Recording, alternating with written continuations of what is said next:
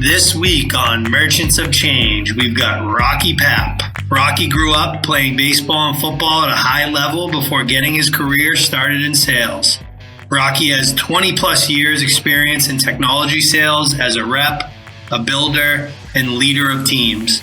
Rocky is currently the CRO of Filtered.ai, where they are reinventing technical hiring. Here he is, Rocky Paap.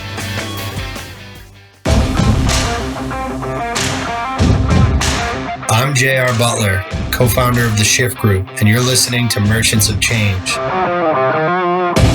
This is a podcast about transferring the skills and behaviors we acquire as athletes into being a professional technology salesperson.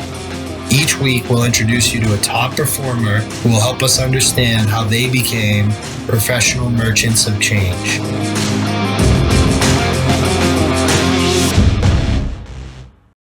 What's up, kid? How we doing, Rocky?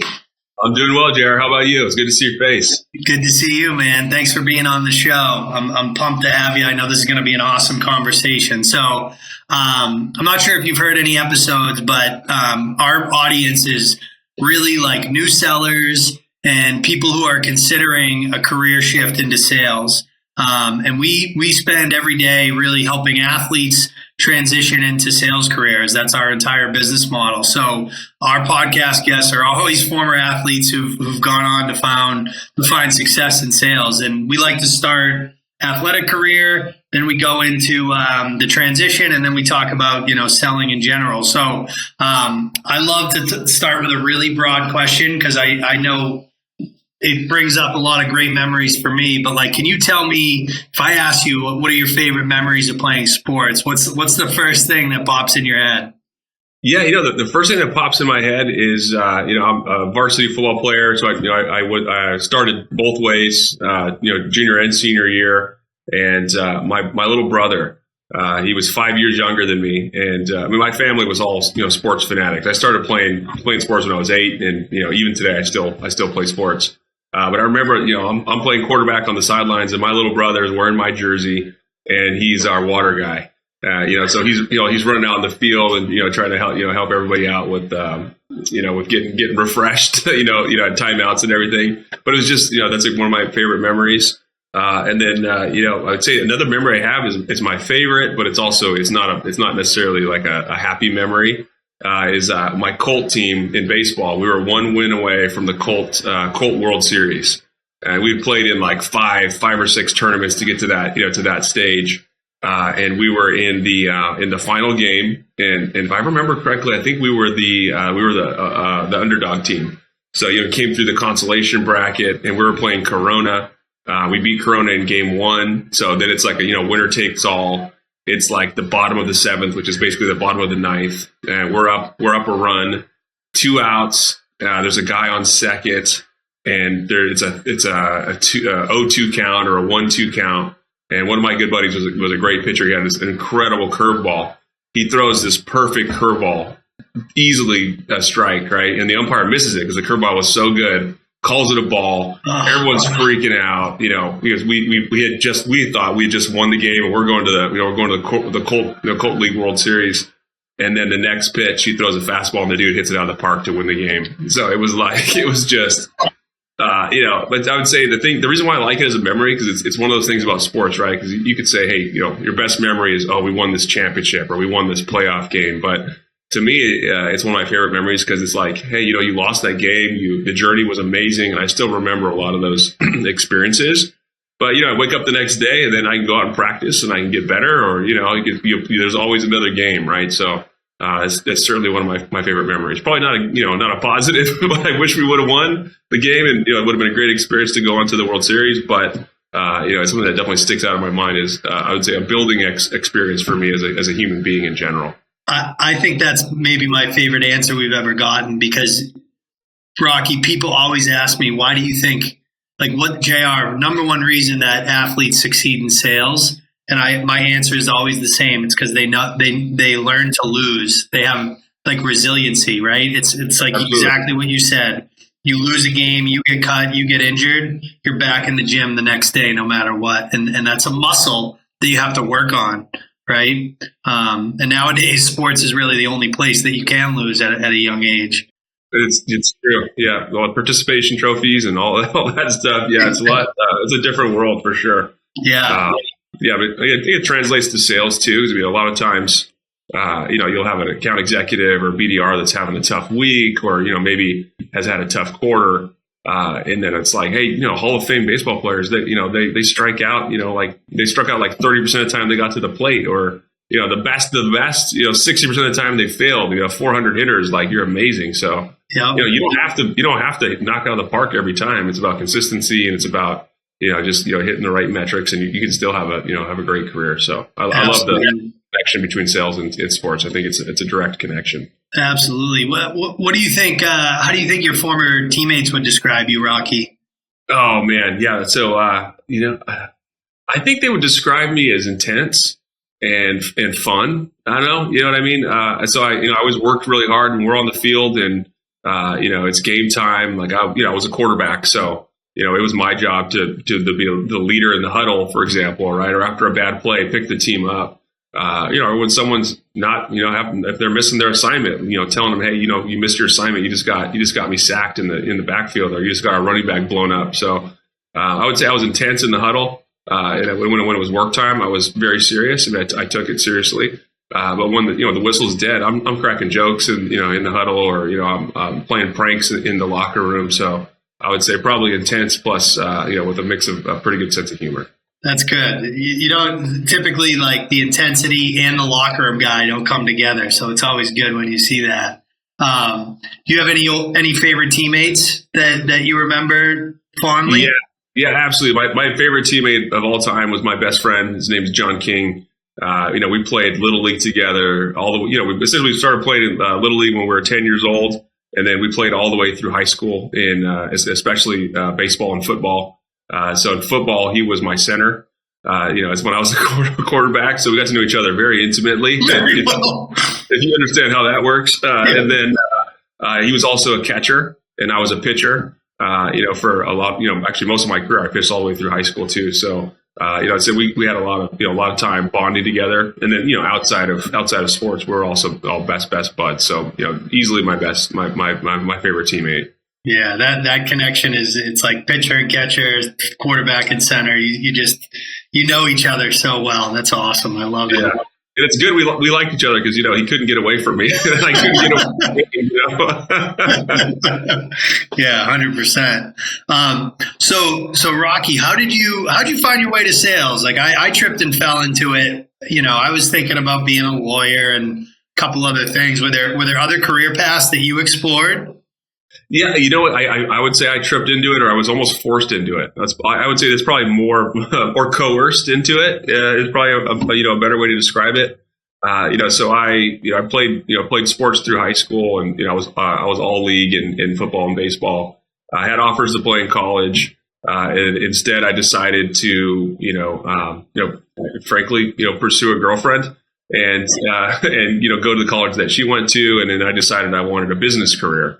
So I enrolled at Santa Clara University in the business school, and I thought I was going to be an accountant or like a finance person, like working on Wall Street, or I don't know, something along those lines. So I graduated with a finance degree. I took a bunch of accounting classes. Essentially I was like one class short of having a double major in accounting and finance. And then while I was in school, I was taking internships at a lot of tech companies in the Bay Area. So Applied Materials, Sanmina. And then a lot of my friends were, going back then into the Big Five. And I found during those internships that I hated sitting at a cubicle, closing books and, doing the balance sheets and, just basically just being a data entry person. And so I ended up taking an internship at a mortgage company because I had a friend that worked there, and, she said it was a really great environment. So I took a job as a receptionist, essentially answering phones and doing customer surveys. And then over time, I started, kind of progressing up to a point where I was doing more like account management work, working with our customers and supporting the outside account executives. So we had a bunch of field reps, and they were literally like door to door sales. They were, walking up, and it was more broker to broker. They weren't doing house calls. I worked for a mortgage bank. Got it. And so I really enjoyed that job quite a bit. And then one of the field reps quit. And the sales manager at the time was like, Rocky, you're getting promoted to be an account executive. And I was like, no, man, I'm very happy, at the office here. I got my computer on my desk phone, and I don't have to drive around. It's, in that job, it was 100% commission. So, he's like, you're going to be an account executive. I'm like, bro, you're going to tell me I'm going from a base pay to no money at all unless I go, sell stuff. He's like, I promise you're going to do good at it. You have to do it. So he coerced me for it was like a month. And then eventually I was like, you know what? It's an opportunity for me to try this out. I think I can do it. And so I went for it. And, immediately I loved the experience. The idea of being able to make unlimited income and, kind of control your own destiny. And, I really caught the bug for, talking to customers live and solving real problems. It ended up being a lot more fun than I anticipated. And, that pressure of, candidly, the pressure of that quota, it kind of felt like a sports environment where, the clock is ticking and, you gotta make something happen. So I essentially, I was coerced into it and I never looked back once I was given that opportunity. That's awesome. Yeah. To be honest, I remember when I was a VP of sales in a CRO, if I interviewed a kid who worked in a 100% commission job, I knew that he or she was going to be an absolute beast. That's such a good way to learn. It is, definitely. Yeah. It's stressful, but, I'd say there was a couple months where I made nothing, and that's an eye opener too, right? It's like, well, you look yourself in the mirror and say, did I work as hard as I could have? And, sometimes the answer is no. And so you can only blame yourself if you're not achieving in that scenario. So it was a really good learning experience for me. Coming from that almost double major, you must have had some really good product knowledge. I bet that helped you a lot early on in that career, right? Yeah, that was the thing that really the reason why the sales manager asked me to take on the job is he's like, the product better than anyone in this company. Apart from, like our COO and, some of the folks on the underwriting team. And he's like, you will do well because you know the product inside and out. So, it was viewed as an asset, the fact that I did know that. I would say early on, I leaned on it too heavily and, it was sort of like a robot coming in and I was, just spewing facts and people would their eyes would glaze over. He set me down. I had a great manager, my first sales manager, his name was Art Rodich. And, he sat me down and he's like, listen, okay, I was right. You do know the product quite a bit. He's like, well, you need to talk to people like they're human beings because you're just like a robot right now. And, that was something that I learned early on is just try to talk to people like you would talk to your, family member or your best friend. And that really changed, it changed the trajectory for me. As soon as I learned, you don't have to, spew out a bunch of facts. It's more about asking questions and kind of solving problems, then that changed the game for me quite a bit.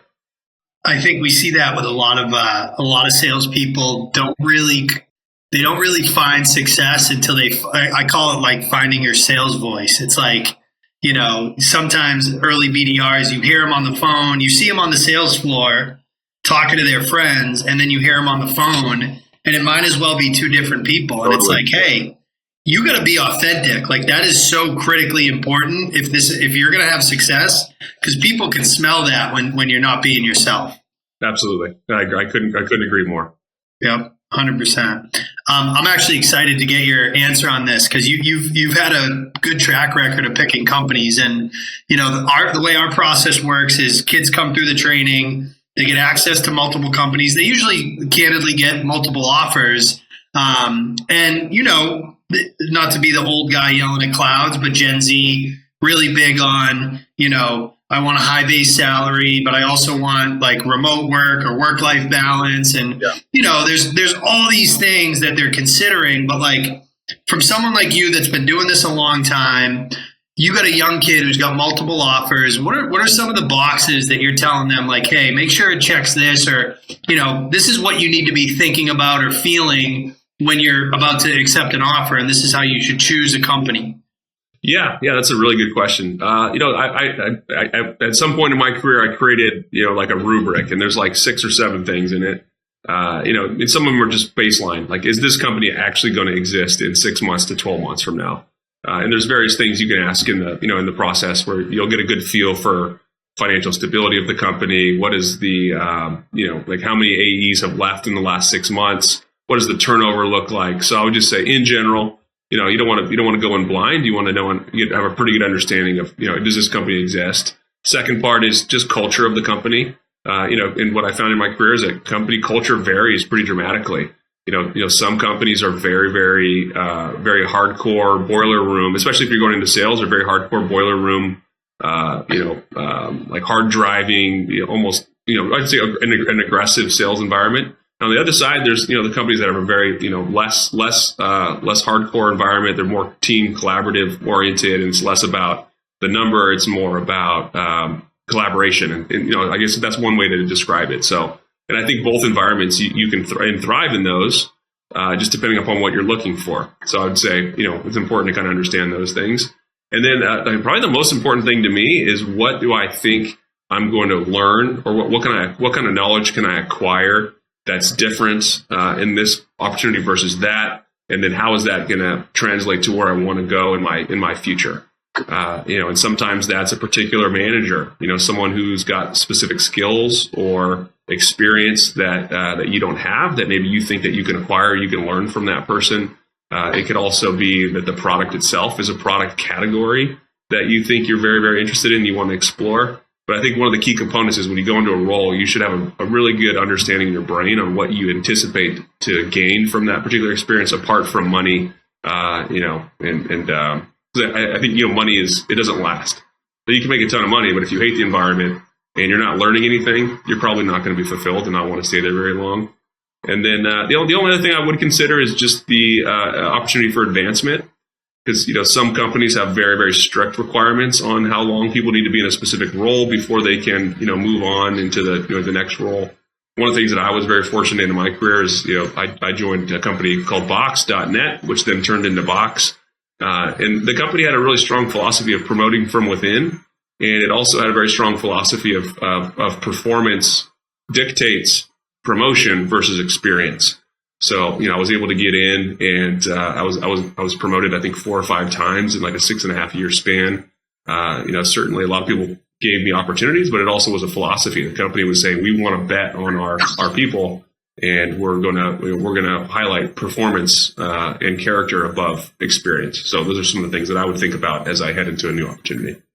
Yeah, those are the companies that if you can find them, you run, you don't walk to the opportunity. Like, that's what happened to me at Turbonomic. And when you look at those companies and you look 10 years ahead, those folks that went there and did what you did and what I did at Turbo, those are the future VPs of sales and CROs, because you're basically over your skis in every role you have, but you're earning it, right? It's a meritocracy. So you got there, and it just pays off in the long run, I think. But to your point, you got to have some self-awareness, right? Like, it's hard. People always argue with me over a big company versus small company, and I always say it depends. It depends on the kid. It depends on the candidate, right? Some people need to sit in a classroom for 2 months before they get on a phone. I wouldn't be that type of person. Like, give me the phone and the website. Let me try to figure it out myself. That's how I need to work. But everybody's different. Absolutely. Yeah. Yeah. Some of the best, I would say, some of the best, account executives I've worked with, they kind of come from 2 camps. There's the camp that you're describing, where it's more of a early stage. You joined an early stage company, you were there for a few years, and you kind of cut your teeth and learned a lot in that environment. But I've also worked with a lot of folks that make the transition from like Salesforce or Oracle, or I even had a really good friend who worked at Xerox for a couple years and got incredible sales training. I've had some folks that I worked with that were at Cisco for 1 or 2 years. So I agree with you. I don't think it's a one size fits all. And there's advantages in some cases for working for those large companies if you can fit into that environment. Because they're going to invest with standardized training, and there's going to be it's a different experience, but that doesn't mean it's a bad experience.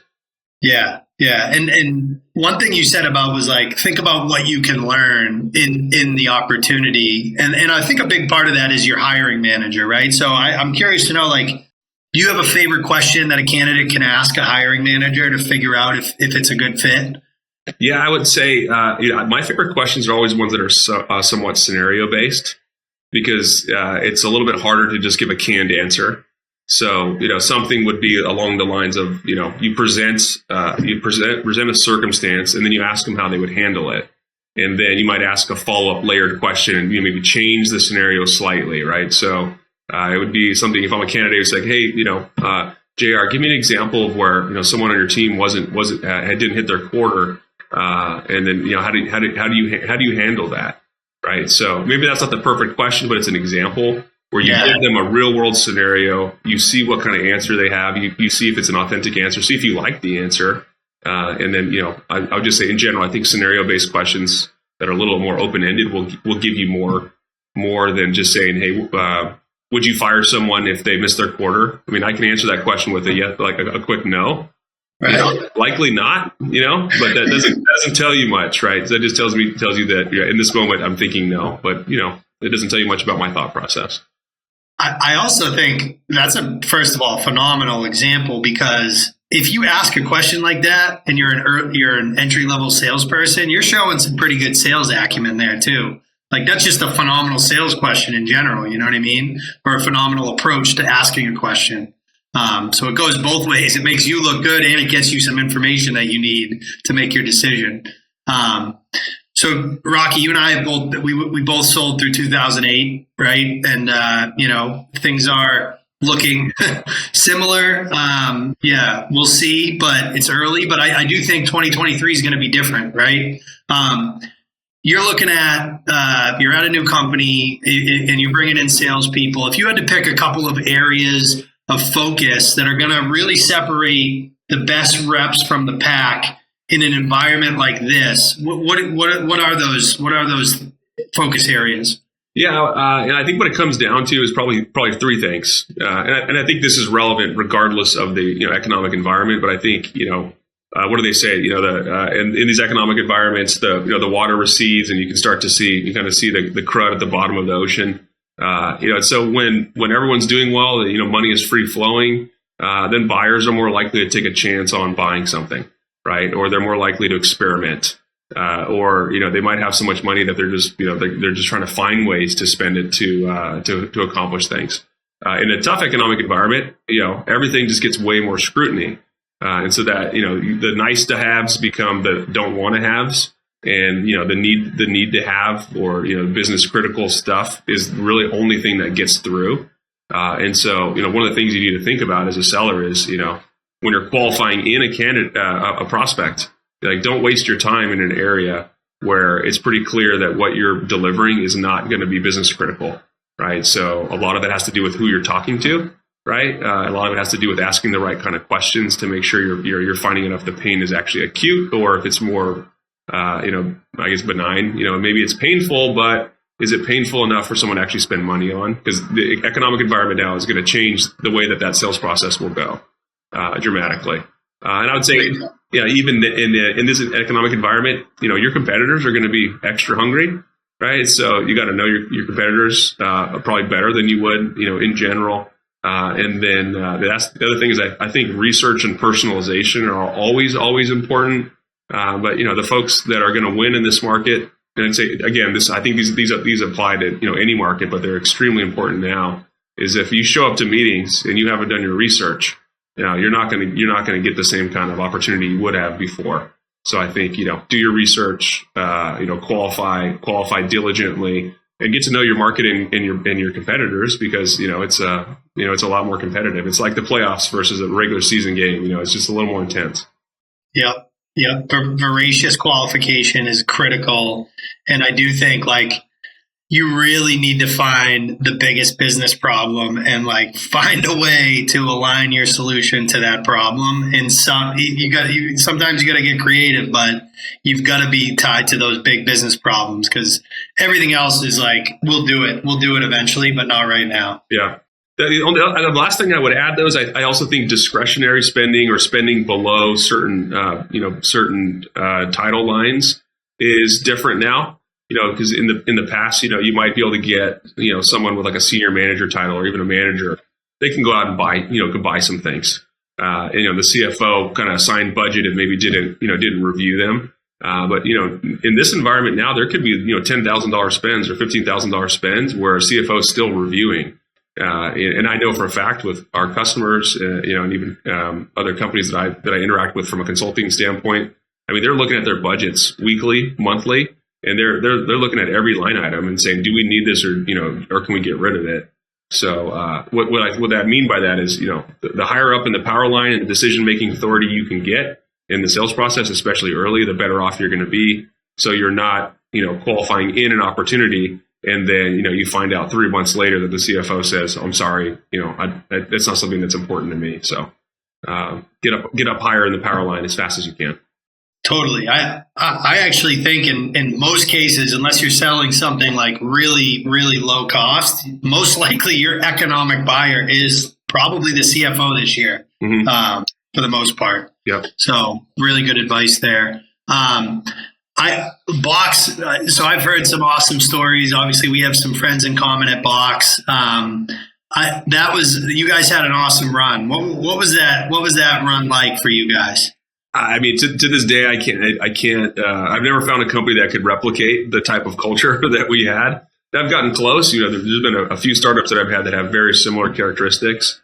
But I would say, it was really a very young junior group of folks, especially at the beginning, that just had this incredible camaraderie and teamwork. And so, actually, in this case, there was a lot of ex-athletes, and there was also a lot of not ex-athletes. But we just gelled together incredibly well. It was a very rich environment for sharing of information. It wasn't like people were hiding their work at their desk. It was an open floor plan, and we had a small office. So it's like a bullpen style where I'm on the phone. I've got 3 guys next to me in a hallway, and there's 3 girls, 3 or 4 ladies across straight in front of me, and they're on the phones too. So we're hearing each other. And, you hang up the phone and you're like, hey, how did that sound? It's like, oh, I think you could have done this better. Or, when someone's in a really great pitch, everyone pauses and they're listening to see if they can pick up anything, right? And then, in team meetings, we're talking about, hey, this worked or this didn't work. And then, after work, we were going to happy hour and hanging out. And, we played softball together after work and, basketball and stuff like that. So it was just more of like a team than it was a job. And just had an incredible time. Still, lifelong friends, people that I worked with there. Oh, totally. That's what that type of experience creates, is just a connection. It's like shared experience, right? Because it's as fun as it was. It's not easy when you're a young company and you're growing quickly and disrupting a big market like you guys were. And I love I call it learning through osmosis. That's what that open sales floor does, right? You don't see that in remote worlds anymore. I miss that so much. It's hard that buzz of the sales floor. Yeah. The other thing I would add is, we also had a couple folks at the company that were senior and had been through, some similar experiences before. So, they were able to harness the energy of, kind of the folks coming up, and then, kind of directing and being very, very collaborative, very open. And frankly, it just taught us a ton. So it was an incredible experience. It's hard to replicate. It would be hard to replicate that exact scenario again, I think. You cannot undersell the value of great leadership, right? And you've been selling for 2 decades, and you've had a lot of great leaders, right? I've had a lot of great leaders. I've had some like less effective leaders, and now you've been running your own teams, like. From your perspective, what does great sales leadership look like in your opinion? Yeah, so I'll cite a couple examples of folks that taught me some things that I valued and things that I try to replicate. So Jerry Clarno was my first manager in software as a service when I was at SuccessFactors. I worked for him at Box, and then I worked for him again at Periscope Data. We still are very good friends. Jim Herbold was also my VP of sales at Box. And, he was there, I think, like 1 million all the way to 100 million. So, he saw the whole thing, and it eventually ended up becoming my neighbor. So, I still Jim even today. But the thing that I always appreciated about them that I try to replicate is honesty, and taking ownership if they made a mistake. So the part of it would be, hey, we're about to make this. Like the third thing I would say is leading with data. So it wouldn't just be like hey, this is it's our way or the highway. It was more like, I have to make this decision because I think this is what's best for the business. Here are the factors that I use to weigh in to make that decision. Here are the alternatives that we may have looked at, and this is the course that we're going to be on now. It doesn't mean it's the course forever, but this is the course we've chosen. And so as a team, I want you to get on board with it, and then give an opportunity to ask questions, right? So and then sometimes those things worked out, and sometimes they didn't. But Jim in particular would be like, oh man, that didn't work. We just tried that for the last 90 days. Here's a bunch of data that says that was worse than what we did before. So now we're going to try this other thing, or we're going to go back to this other thing. So it's kind of a combination of honesty, transparency, and flexibility. So it was never like like I'm always the smartest person. I know what everything that's going on. It was more like based on the data I have, here's where I'm going to go. The other thing that I would say about both of those gentlemen was that they were very good at soliciting feedback from lots of different parts of the business. So they didn't operate in silos, right? If they had ideas, they would ask a few people like, hey, what do you think if we do this, or do you think that's a good idea or bad idea? So they would really kind of I would say grab all the ingredients before they made the recipe. And I'd say overall, I think that leads to better decision making. So that's what I try to emulate, is that type of strategy. Yeah. And you've been building teams now. So like as a leader, when you go out and you're building an organization, how are you thinking about like recruiting and hiring, like what we would call A players? Like what's the thought process there? Yeah. So, I mean, over the years, I've come up with 4 or 5 characteristics that I think, that I'm always looking for in regardless of where when someone's getting hired into the organization. And so I'm testing for those types of things in interviews, things like creativity, work ethic, drive, adaptability, coachability. Because I'd say, even the very, very best account executives, folks that have had many, many, many years of success, they don't just implement one playbook that they did 10 years ago, right? They're incorporating, new styles. They're incorporating new technology. They're using video now, for example, or maybe they weren't doing that 10 years ago. And, they're recording looms, or, they're doing their own side webcasts. They're innovating, and they're always changing and adapting to the environment. So, but to me, it's a lot about that. It's about the creativity and the drive, and then the willingness to get better. So in interview processes, that's a lot of what I'm asking questions around, is like, give me an example of when you failed and what did you learn from it, and what did you do differently the next time? Or, talk to me about some of your best successes, and not just what the success was, but why did that success happen? And so I'm looking for more introspective, like deep layered thinking around what outcomes were, why do those outcomes happen, and then what can you do differently to impact what those outcomes would be in the future? Yeah. And I think nowadays that adaptability is even more important than it ever was, because things seem to be changing a lot faster than they used to change, right? Like, Yeah. We would meet yearly and say, okay, what are we going to do this year? Now it's like you almost got to look at your strategy on a month-to-month basis and be like, where's the improvements need to be? What do we need to do differently here? So that's probably getting more and more important than it ever has before. Absolutely. Yeah. I mean, even 5 years ago, when you're at a company that's growing really fast, if you're doubling the size of your company every year at that stage, that means you're implementing new segmentation, you're chasing new markets. In SaaS, you're building new products, you're adding new functionality. You have new competitors now, especially that can really show up overnight, because it's so much easier to spin up an Amazon account and build the UI and kind of copy some of the competitors, at least from the messaging standpoint. So yeah, you have to be extremely adaptable in order to succeed, I think, nowadays. Yeah, absolutely. You mentioned, Art and Jerry already, so I won't ask that question again. Any other mentors that you would want to shout out that have influenced your career? Megan Rhodes is, I would say, one of the. She was when I was at the mortgage bank. Megan was my one of my managers, and she was essentially COO and president-ish, or COO of the company. And what I enjoyed about Megan was just that, she cared a lot about her people. She had a ton of empathy, but she was also like a no BS type of person, right? So we had a lot of younger, fresh out of college kids there, and they'd kind of come in with, stories about why they were late or whatever. And she wouldn't have it. Right. So she was very cut and dry in that regard. And then she promoted what I would call a learning environment. Right. So, first day on the job, everyone gets a notebook, and it's a fresh notebook, and she hands it to you and, kind of gives you the same speech to everyone. She's like, you can come into my office. It's an open door. You can come in here and ask me a question any time of day, whenever you need to get a question. She's like, but I will not answer unless you have your notebook. All right. So, it's like, I'm going to tell you this, but I expect you to try to, retain that information. And then she would even say, you can come back and ask me the same question as long as you have your notebook, and you can tell me what I told you last time. Right. So it teaches you this idea of, it's not like a free information machine.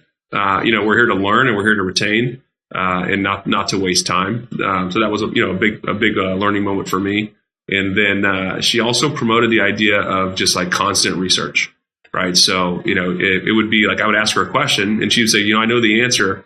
But you know what? I want you to go, and here's a resource for you to go check it out and tell me if you can come up with that answer. And if not, then come back. Right. So it really taught me this idea of, self-motivation, and this idea that, you can find things on your own. You don't necessarily need to, to lean on one particular person to get answers to everything. I mean, she taught you how to fish. Like, you can't beat that. Yeah. That's great leadership. That's amazing. Let's do I want to learn about this a little bit. So this is it's a good commercial for you. So you're at your new gig. I want to hear like what made you so excited about joining the Filtered.ai team. I'm really pumped to hear about this. Yeah, absolutely. So I mean, the three factors. You kind of back to what I was talking about with why I choose companies. One is, I think I can learn from the team that's there. It's a senior group of folks. Dan Finnegan is the CEO. He was the CEO at JobVite for like 10 years. He was a very successful CEO. They went from something like 10 employees to 80 million and had a successful exit. So he's not a first time founder. I've mostly worked with first time founders.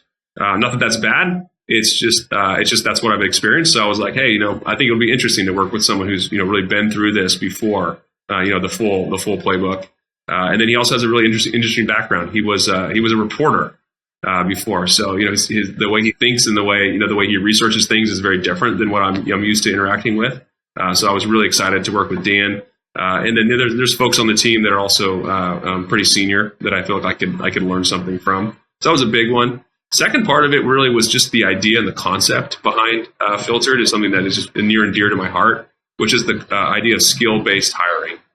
So one of the things that I'm a big proponent of in the interview process is to not just do a resume review and not just do a couple baseline conversations, but actually implement a part of your interview process where you're testing someone based on skills. And so the way that shows up for me on the sales team for BDRs and for account executives is we have a specific stage where the account executive comes in and they do a mock demonstration or a mock discovery call. And we make it easy where essentially they build the criteria and then they come in and we pretend to be their buyers. And there's two things I'm testing for is do they actually have good discovery notes that they can feed me? Because it's literally I tell them give me your best case discovery scenario. And you'd be surprised, sometimes candidates come in and they give you like 2 bullets and they're like, okay, I'm going to go, jump into this thing. It's like, this is like an open book test. I just told you, to get, so the best candidates come in and, they have like a couple paragraphs, key value points and stuff like that. But then, in that experience, you get to see, what do they really like in this customer environment. For BDRs, what we do is we do a written assignment and then we do an objection handling sometimes, but it's, pretty simple. It's like, are you going to research ahead? Do you kind of understand what our value proposition is? Can you find something interesting about me that ties to your solution? And so to me, that's what Filtered is, but it's on the technical side. So what we do is we have a job simulation platform.